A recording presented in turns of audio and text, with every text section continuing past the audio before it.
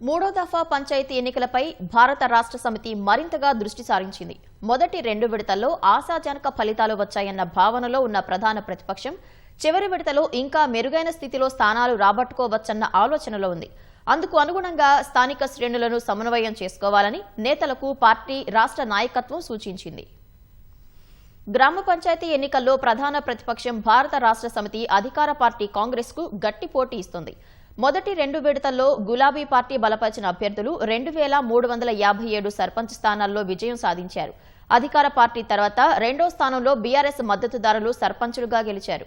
ఇప్పటి వరకు పోలింగ్ జరిగిన మొత్తం 8555 స్థానాల్లో ఇది 27.5% ఉంది.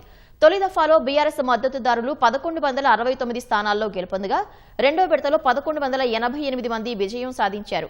మొదటి విడతలో 27.6%, రెండో దఫాలో 27.5% స్థానాలు బీఆర్ఎస్ బలపరిచిన వారికి దక్కాయి.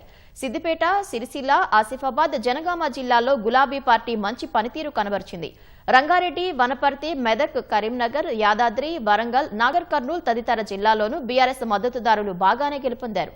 ప్రజాప్రతినిధులు ఉన్న ప్రాంతాల్లో స్థానిక నాయకత్వం దృష్టి కేంద్రీకరించిన స్థానాల్లో మంచి ఫలితాలు వచ్చినట్లు పార్టీ వర్గాలు చెబుతున్నాయి.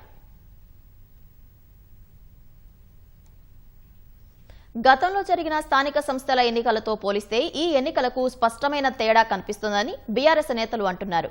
ఎక్కడ స్థానిక సంస్థల ఎన్నికలు జరిగినా అధికార పక్షానికి ఫలితాలు చాలా అనుకూలంగా ఉంటాయి, కానీ ఇప్పుడు పరిస్థితి అందుకు భిన్నంగా ఉందని అంటున్నారు. అధికార పార్టీకి ధీటుగా పోటీ ఇవ్వడంతో పాటు గౌరవప్రదమైన స్థానాల్లో పార్టీ మద్దతుదారులు గెలుపొందినట్లు చెప్తున్నారు. ఇది రాష్ట్రంలోని కాంగ్రెస్ పార్టీ ప్రభుత్వంపై ప్రజల్లో ఉన్న వ్యతిరేకతకు నిదర్శనమని అంటున్నారు. అందుకు అనుగుణంగా పల్లెల్లో ప్రజలు తీర్పు ఇస్తున్నారని చెప్తున్నారు. మొదటి 2 విడతల ఫలితాలను పరిశీలిస్తే మూడో దఫాలోనూ బీఆర్ఎస్ కు పరిస్థితి అనుకూలంగా ఉంటుందని పార్టీ వర్గాలు చెప్తున్నాయి. క్షేత్రస్థాయిలో ఉన్న మంచి పరిస్థితులను పూర్తి స్థాయిలో వినియోగించుకోవాలని, ఇంకా ఎక్కువ స్థానాల్లో పార్టీ మద్దతుదారులు గెలిచేలా చూడాలని నేతలకు పార్టీ నాయకత్వం సూచించింది. అందరినీ సమన్వయం చేసుకుని ముందుకెళ్లాలని, ఎక్కడా ఏ చిన్న అవకాశాన్ని కూడా వదులుకోవద్దని వారికి సూచించింది.